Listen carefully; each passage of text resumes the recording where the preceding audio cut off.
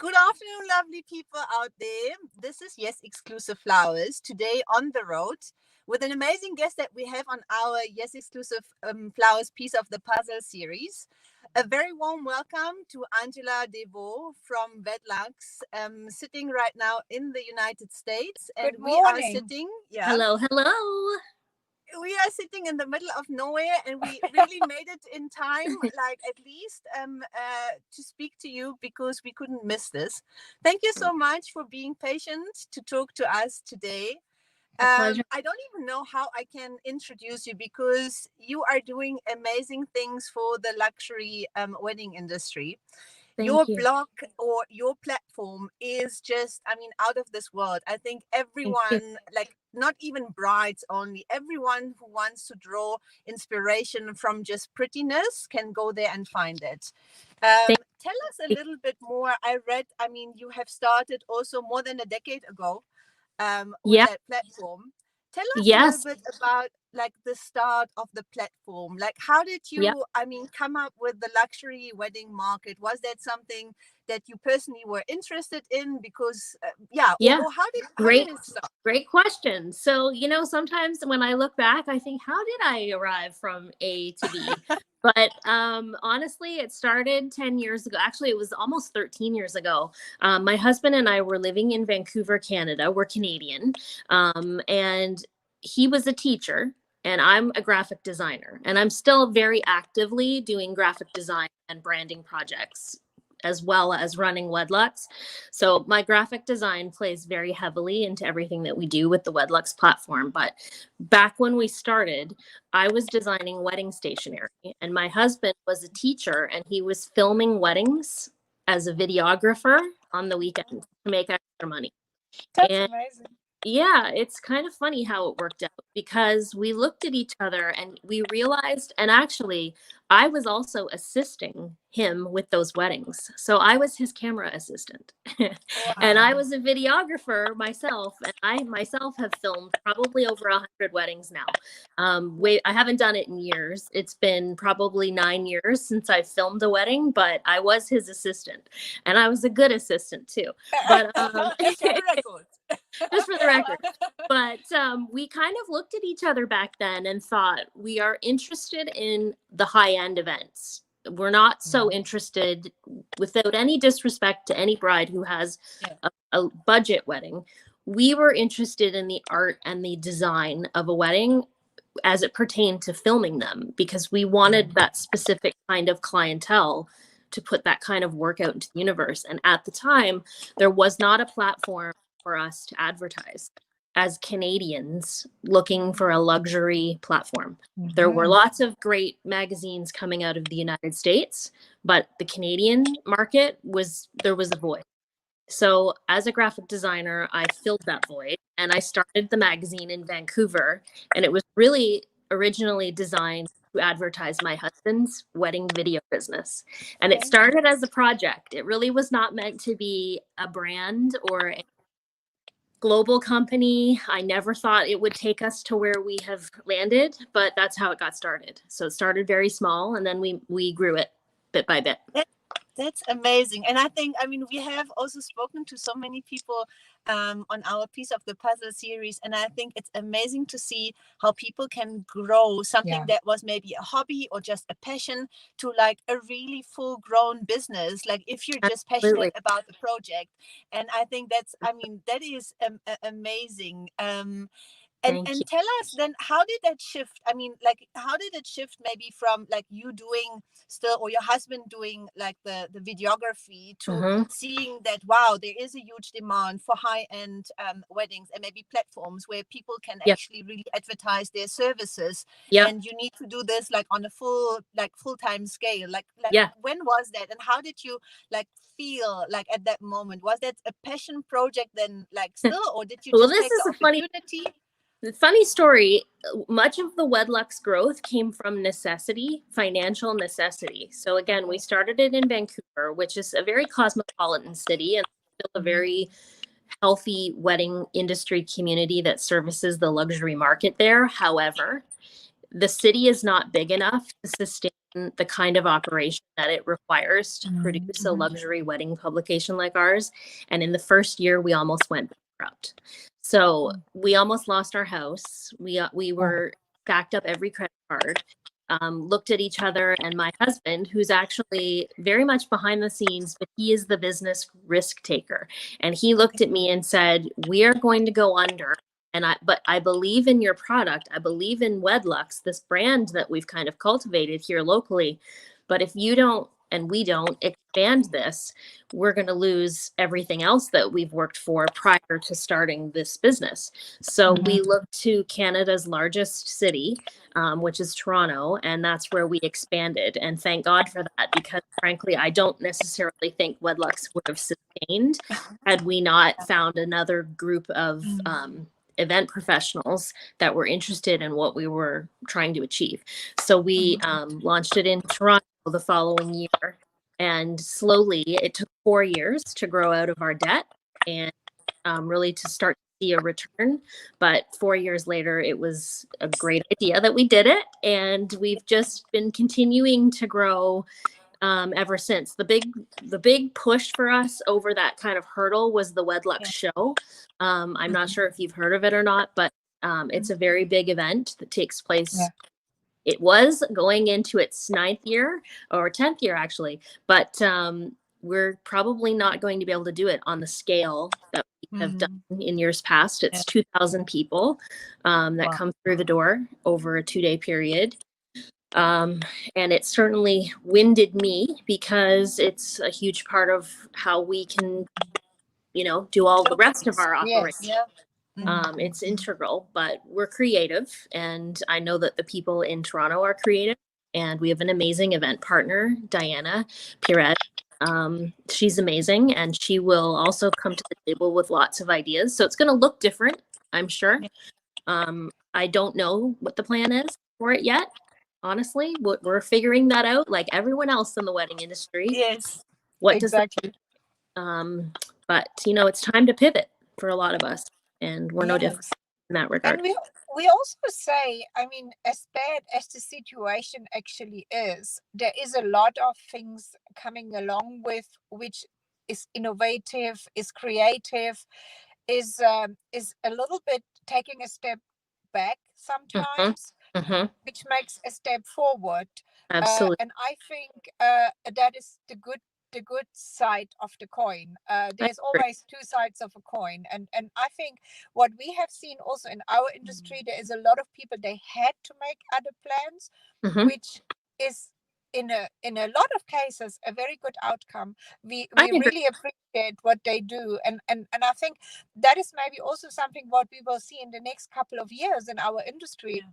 A lot of people come up with some like unbelievable good ideas that we say, oh wow, why nobody actually has taken this up? I totally agree. I completely agree with you. I mean, I think a lot of us recognize now that we were almost trapped in cyclical habits and patterns with business, and often, at least I speak for myself, maybe you guys can too, so busy with the administrative and the daily running of like this engine, that you knew you needed to look at things differently, but you never had time to do it. So for us, this has definitely been a moment of, wait a minute, are we even still doing the things we want to be doing? What is it that we actually want moving forward? And so that's been a huge focus area for myself. What is it that I want moving ahead? Does it look the same as it used to? Maybe it doesn't. I don't know. So it's a moment of pause for sure.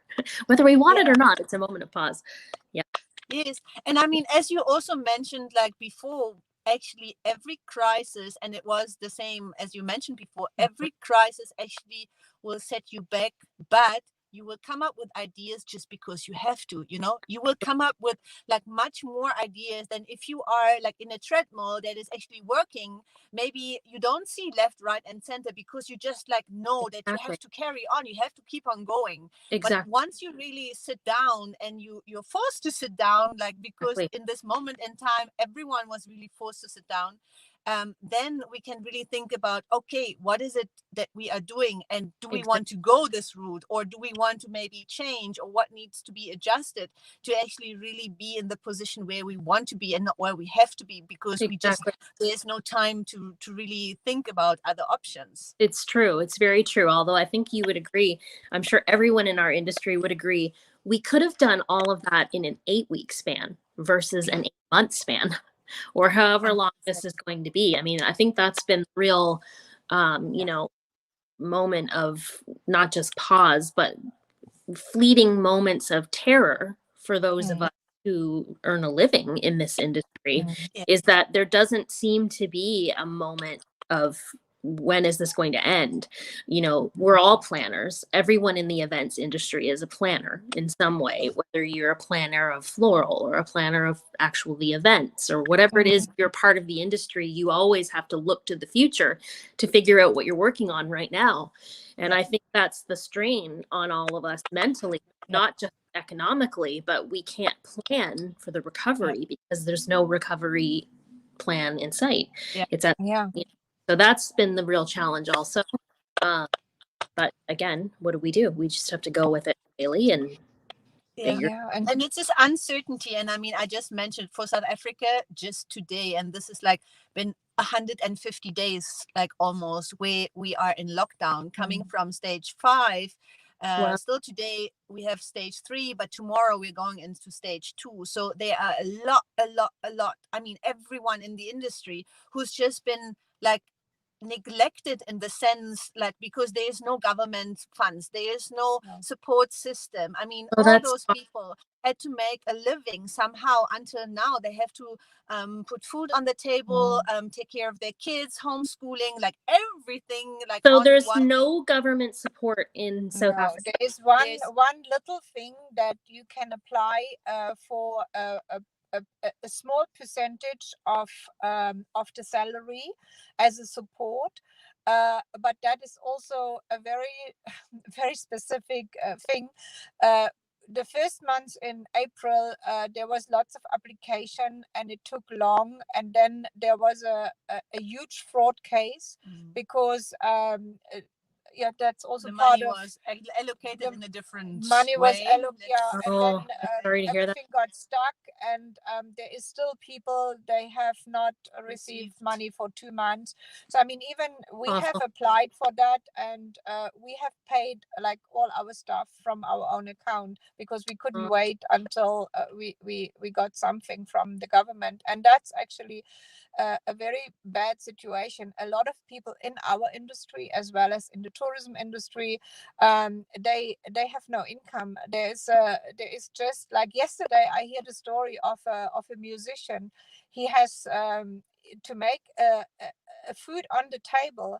He had to sell already 3 guitars, and he said he has another 2, and he doesn't know what to do when these 2 are gone. Because it's like the basis how of he earns his living. His career. Because that there's would no be awful. support It would be, for artists. And these are just the stories that you know about, and never mind the stories that you don't know about. That's the thing about the wedding industry. I think the one thing that I did really want to talk with you guys about, one thing that is important for me as the editor of WedLuxe, I think there's a misconception with the general public, the people who are not part of the wedding industry, that weddings are a little bit frivolous, especially at the luxury end.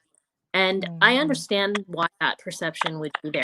However, what people need to understand is that our industry globally is responsible for so much more than the actual end product, which is what appears to be the frivolity for everyone else.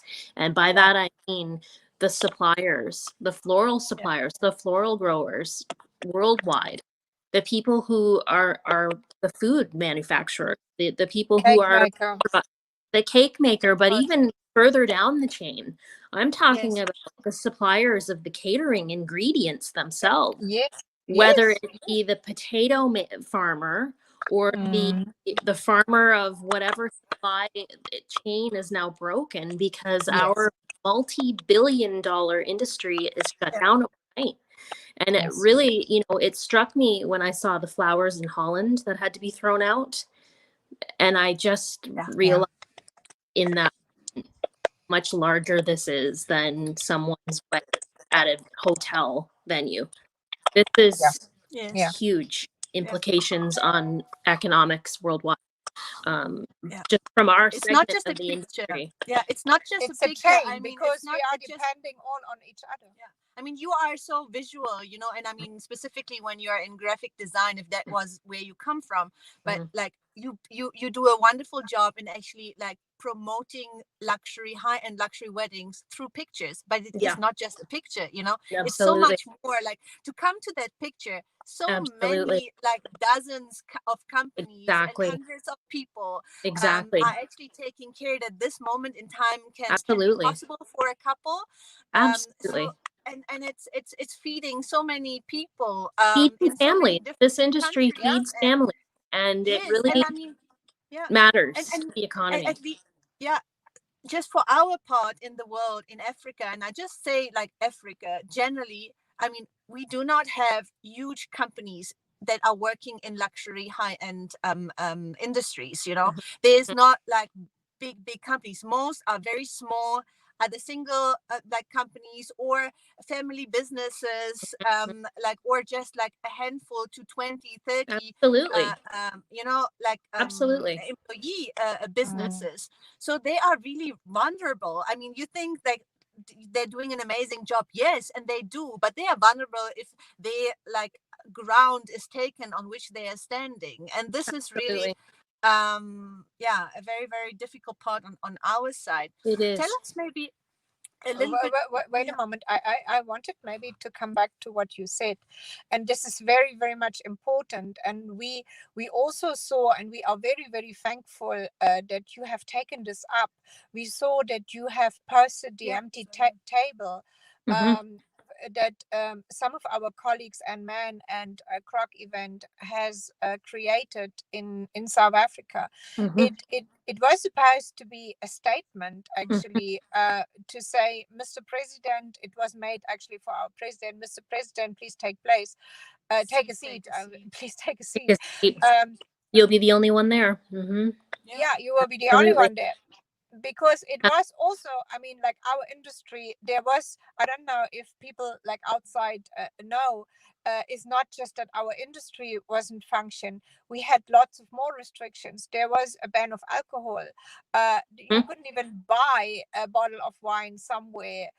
So there was no celebration. There was no flowers. We had about 2 months where we could not buy one single flower, one single stem, not in the supermarket, not anywhere else. If you wouldn't have some in your garden, you wouldn't have no flowers.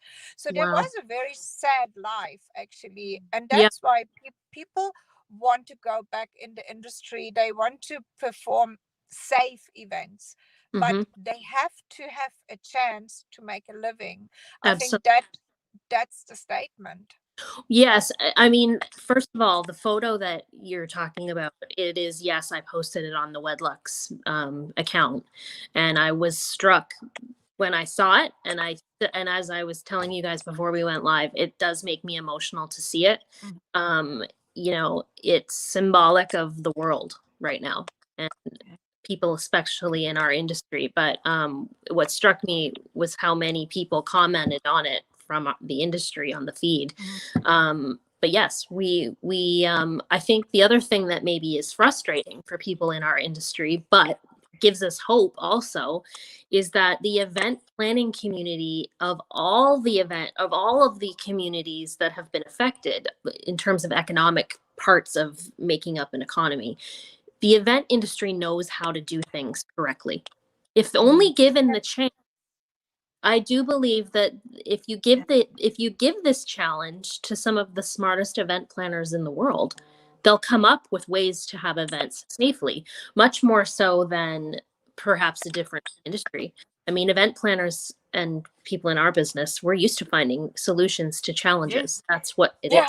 Oh yes. So and we are crisis managers, you know, in most parts, like whatever it is. I mean, it's not a crisis in the sense that it's like when there's a bride or a couple, but we just make plans, you know, we make Absolutely. plans for other people, We and adapt. to make things run smoothly, and to just like take things out of the way, any hurdles Exactly. that are there, just like smoothen Exactly. the way and make this day like the most perfect and memorable. And I think no one, like no planner, wants to like know that there They was are a an super unsafe spread. event Exactly. that you planned, because Exactly. then that's a one time and no more Absolutely. like, career And there's that you have, liability you know? issues also. I mean, I think, Yes.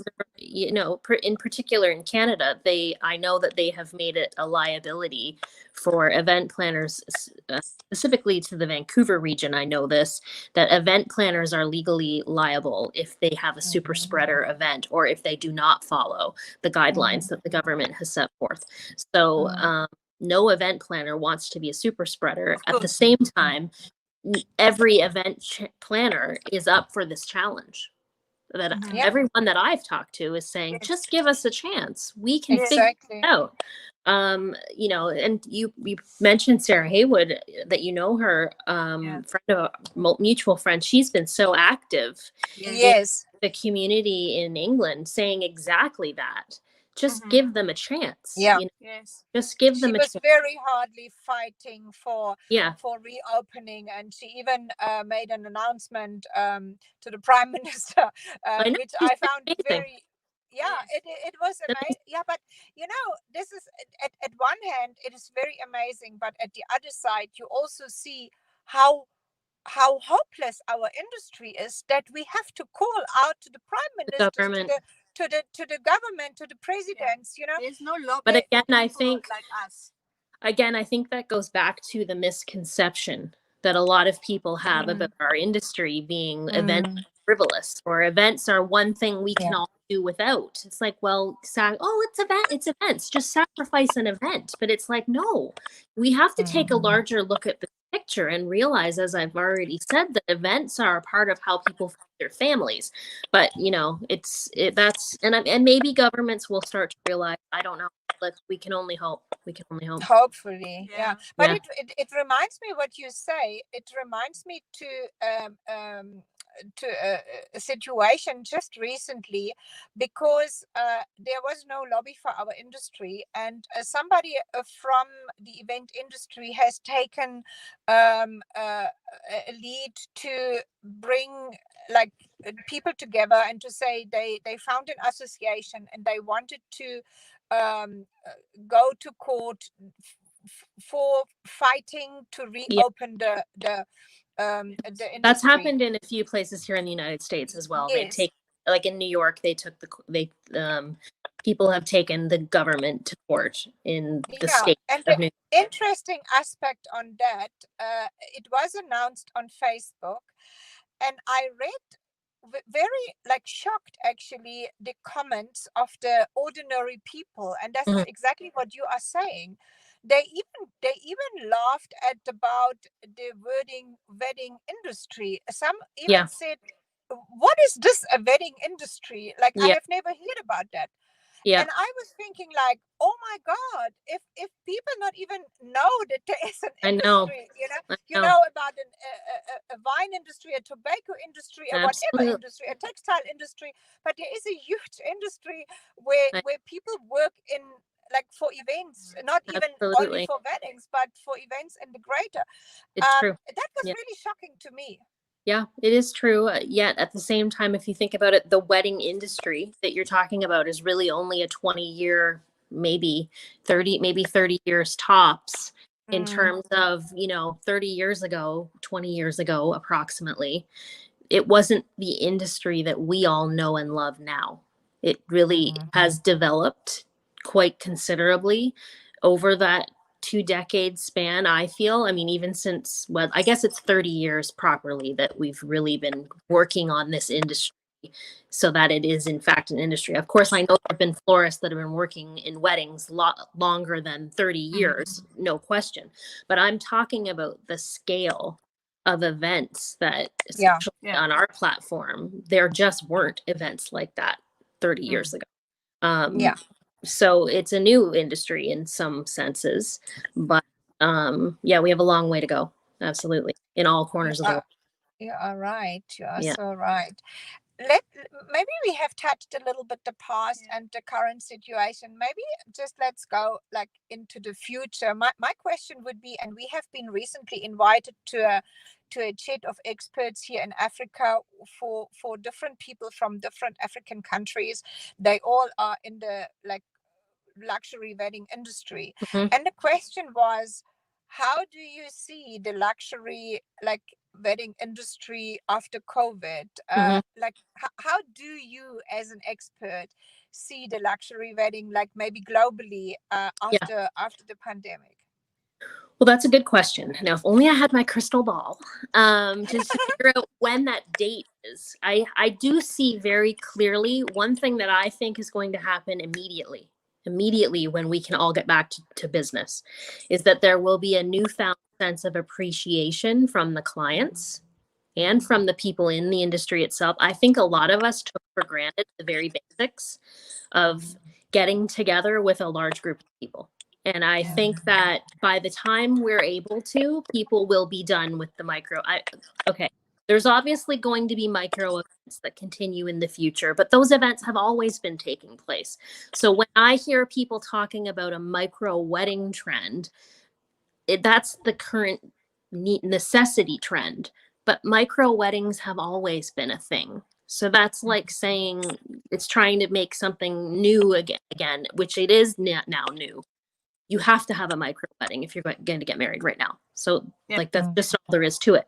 But I do strongly believe that when we are all able to again, people are going to want to gather in groups, large groups, because it's part of human nature. And if you look back across thousands of years, people have always wanted to gather in large groups. And, nothing is going to change that about human nature. Do I think we're all going to have a little bit more appreciation for resources? Yes. Are we all going to be asked to do a little bit more with less? Of course we are.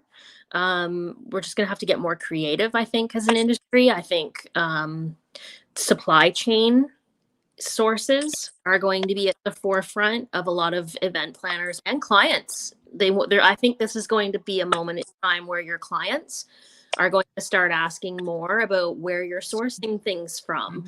Is it ethically responsible? Where are the flowers coming from? I think people are tired of just excess for the sake of excess.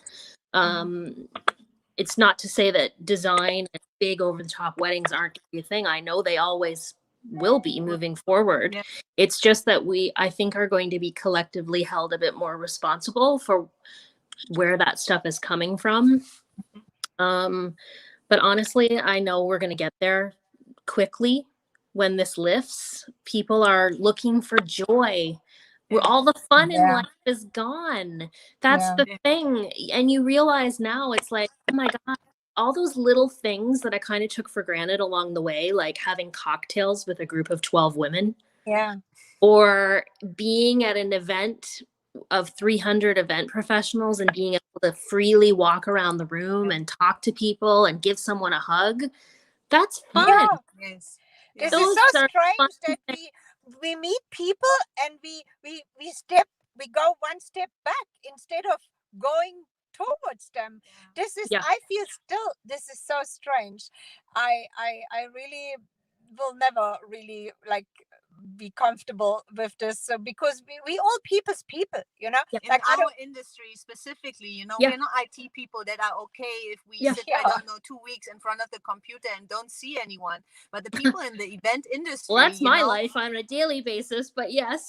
But generally I mean the people who are like dealing in the events industry and wedding industry, I mean they are people who need people to thrive and to like draw inspiration from and to just like communicate. We are communicators, not just I mean it's wonderful that we can meet now and the opportunities also that has presented to really like go more across borders, to speak more like on digital formats, but there's nothing like touching like the person that you know and or even don't know, but just or even like give someone like shake hands like these days, like no one wants to shake hands. I know something so But don't you think weird. that the moment that we all get back to what we were used to at these big weddings and big events, don't you think everyone is going to savor every last second of it?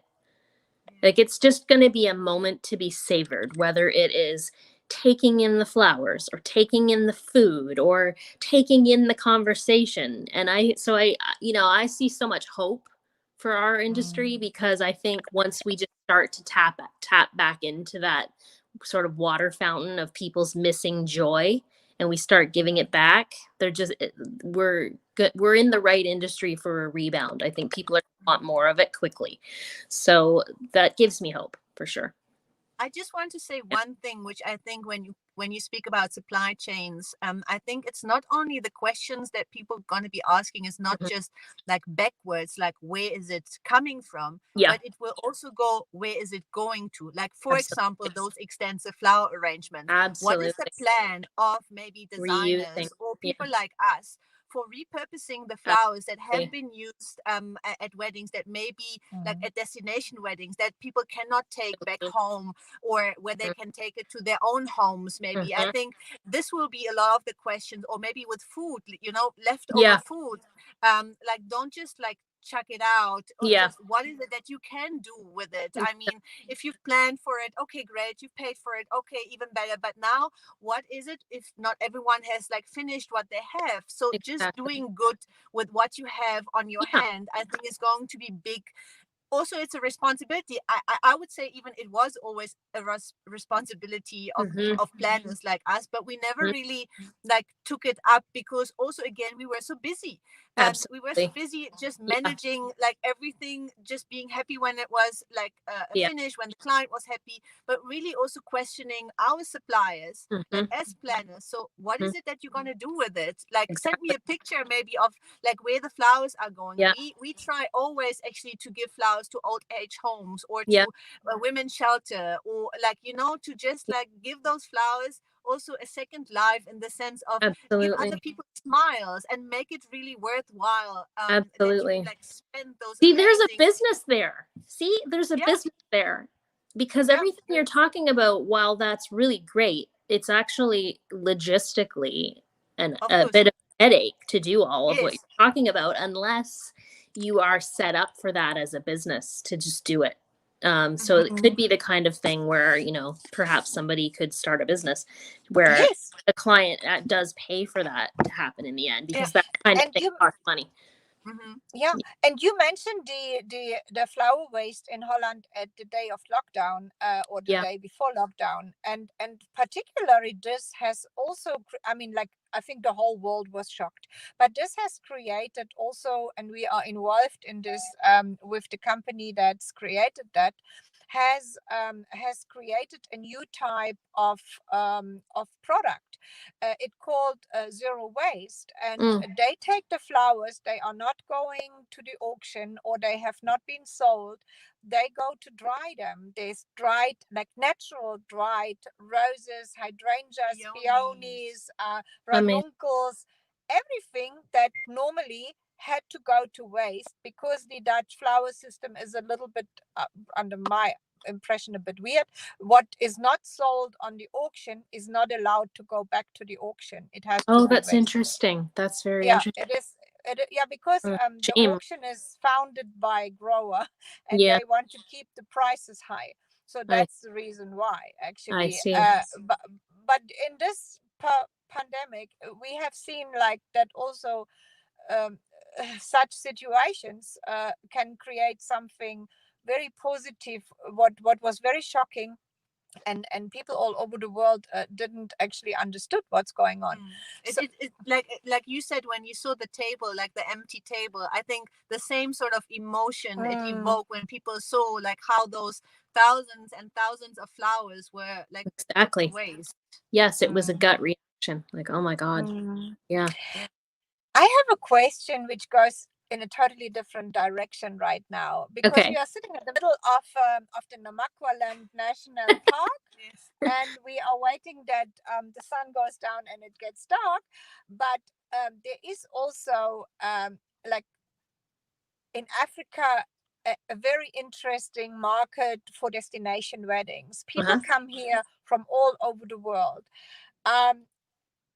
Would you think, like, people, like particularly maybe in America, we see this from people in Europe, that they want to have an experience after all of this what has happened now, and because maybe they cannot celebrate with 200 guests or 150 guests, maybe only with 20 or 50, they say, let's just go somewhere and let's have an experience. Let's have something what maybe we have never ever thought about. Let's go to Zambia to the Victoria Falls, or let's have a like a wedding in the middle of nowhere with elephants or whatsoever.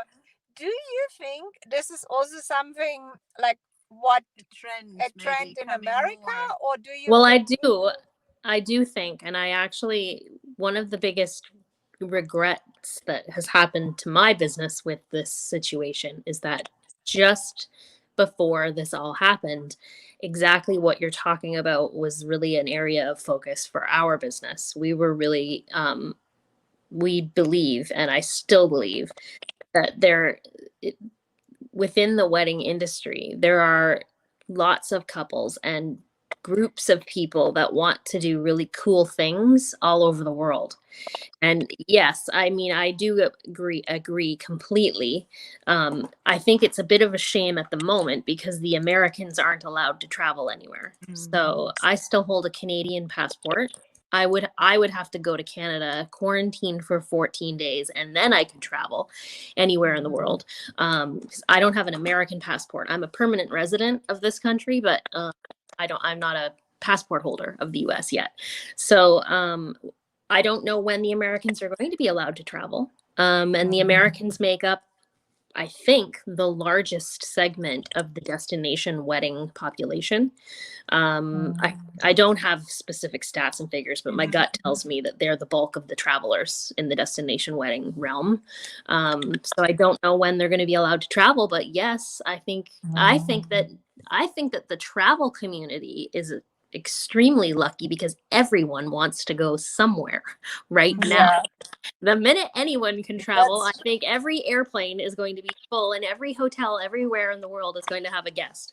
Because we're all sick of being at home. We hope so. Yes. Yeah, We hope so for those people know. and those businesses, because they have waited also the longest time. I know. And specifically in Africa, I mean, we really want to be also ambassadors for luxury and high-end weddings in Africa, because we also believe, and maybe a platform like yours can be also helpful, is that people still do not know enough about also the quality of services and suppliers that they can actually get on this continent. And it's not only South Africa, it's really like amazing countries like Kenya, Zambia, Zimbabwe. You're right. I don't think that the North American population has tapped into that market yet in terms of our awareness levels. I think we are all very aware of European suppliers, Italian, England, to Dubai even. I think people, the Middle Eastern countries. But I agree with you that the African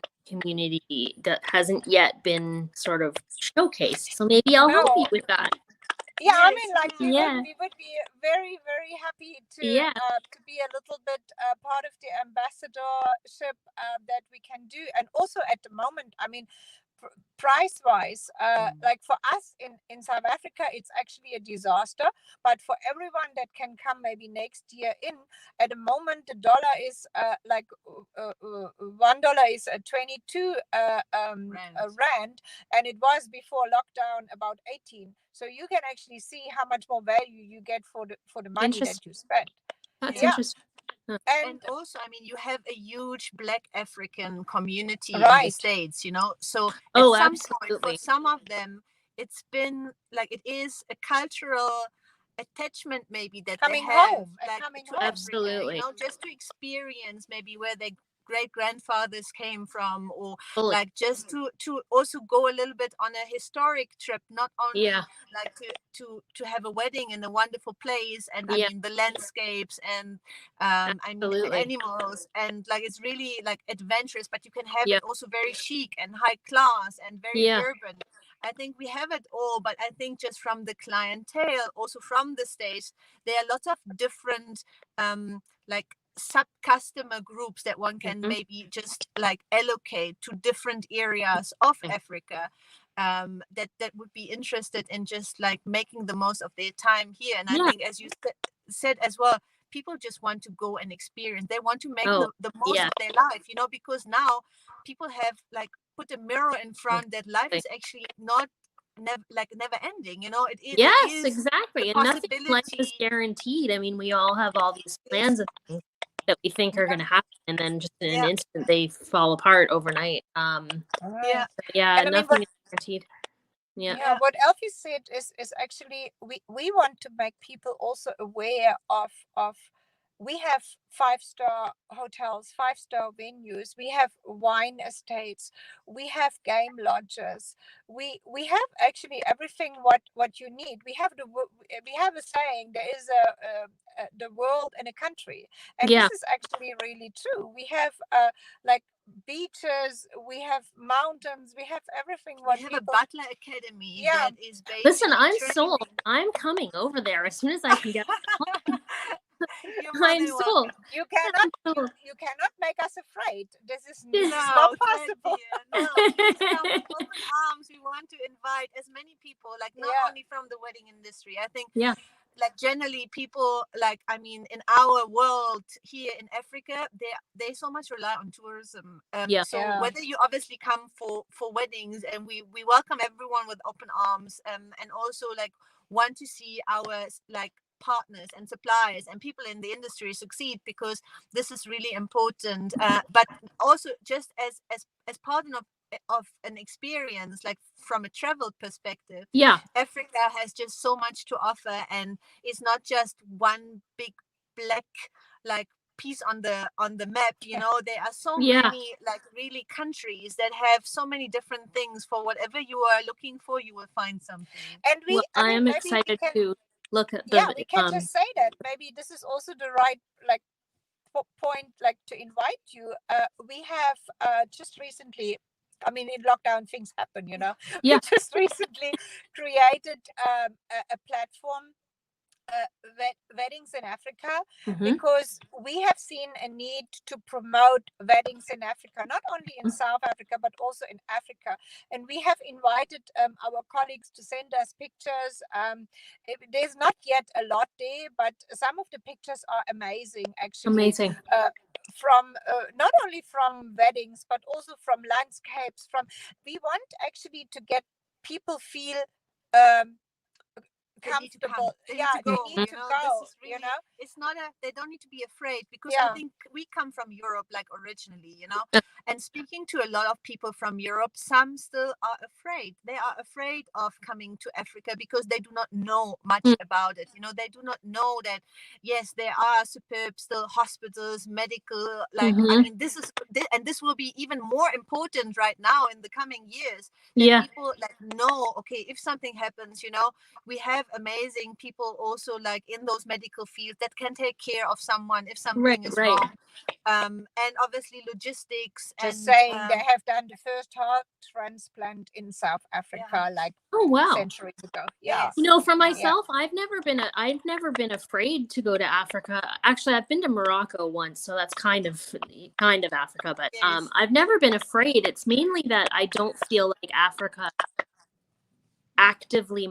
markets for Yeah. anything other than safari trips. Yes. Yeah. And you're Yeah. right. I would not, I mean, I like animals, but I don't know that I would invest in that particular kind of travel trip. So I think Africa could do well to, you know, in terms of tourism, maybe try to promote a different part of the country.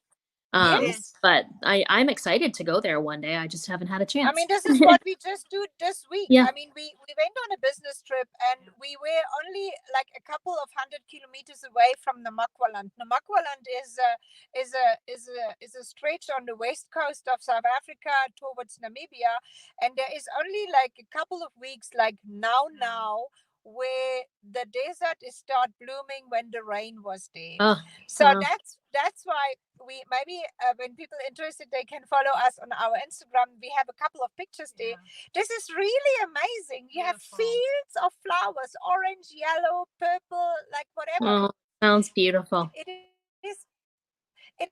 so special, and I think even if you just come for something like that, this is something unique. And maybe next year we still don't know like how the plans are going exactly. As you said, there is travel restrictions, and still we don't know when international travel even can resume resume again. But we have a plan for even 2021 or 2022. We have to see how the situation is developing. We want to invite a wedding planner and influencer from all over the world for a tour to get sounds awesome. show them what they have missed the last couple of years. This is what we plan together with other African event planner. That's so fun. Well, maybe I can come. Maybe I can join. Yes, that would be amazing. It would be sign me up. I'm there. You on that. I will nail you down on that. I can see it's getting dark where you ladies are now. I can see it's turned to night. It's getting dark.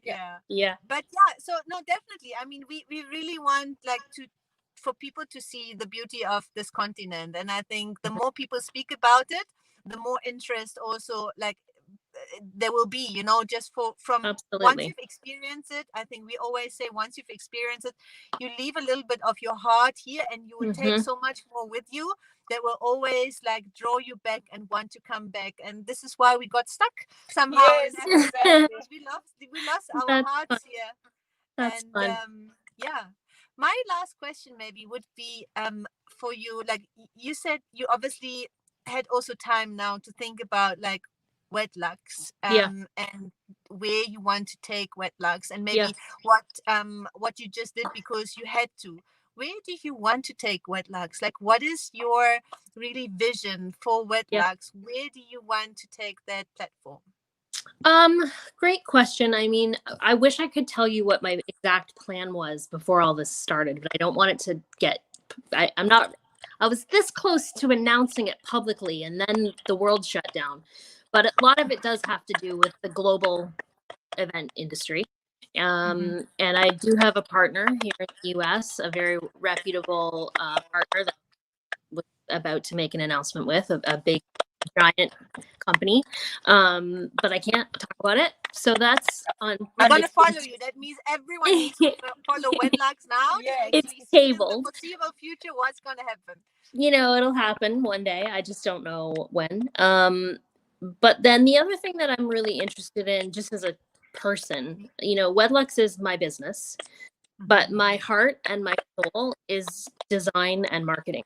And I've been very lucky that over the last few months, while things were somewhat on hold with WedLuxe, we just did complete 2 new issues, but we put that on pause during the first few weeks of quarantine because it didn't feel right to be doing it. So in those few weeks of pause, I was able to get lots of design and branding jobs that I'm personally working on. And I used to have a big team, but we have a lot of our team has been let go for the next few months. I don't know when we'll bring them all back, but I'm personally doing things that make my heart happy. And I think if I could predict the future outside of the other plan that I had, I want to be doing more work for the B2B community. So I'm really wanting to let the event planning and design and luxury wedding community in on all of the things that our company can offer them that actually have nothing to do with the WedLuxe platform. that's a goal of mine. It's something that I'm very interested in, and it's what I'm really good at. So that's the future for just for me as a person. I don't know what's going to happen in the long run with WedLuxe, but as a human being, I'm interested in design and branding, and I'm going to move forward with that. So, and I think, you know, this time has shown us that happiness is maybe sometimes like the value of our own happiness is more worth than any status, any money, any like things, you know. I mean, apart from health, happiness is like the most like important thing that we have in our life. So that's amazing. And it's amazing that you go back to like where you came from as well, you know. So that is it's all I ever wanted WedLuxe to be. That's the irony of it, is that's the only reason I ever started it in the first place, was to have a graphic design project that felt fun and creative. And as the years went by, I ended up managing people and managing growth of a brand. And while it's great, and I see a very exciting future once travel and events can get back to normal, that's all I really want as a person, to do what I started in the first place. So yeah, that's a general answer. I'm sorry I can't be more specific, but soon, hopefully, in maybe 6 months to a year, I can let you know more specifically. Yeah, we will ask you again. Thank you. Thank you. Thank you so very much for your time. You see, actually, this is Africa, but we make always a plan. Like, crisis managers. It was really nice to meet you guys and to chat, and I'm sure we'll chat again. Thank you so much. We wish you drive all the very safely. best.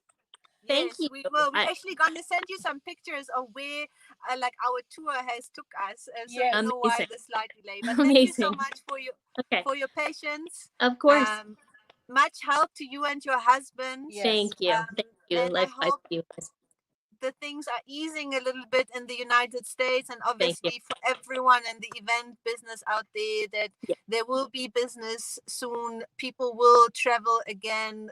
Obviously, weddings will take place, maybe in a different way, in a different form that we are used to. But I think we just have to keep positive. Absolutely. This isn't going to last forever. It isn't. No. Exactly. We're just, there's light at the end of the tunnel for the countries, for the industries, for everyone. We'll be on the other side. We just don't know when, but we will be there. Wonderful. Thank you so much. Bye, guys. See you later. Drive safely. Okay. Bye. Bye. See you later.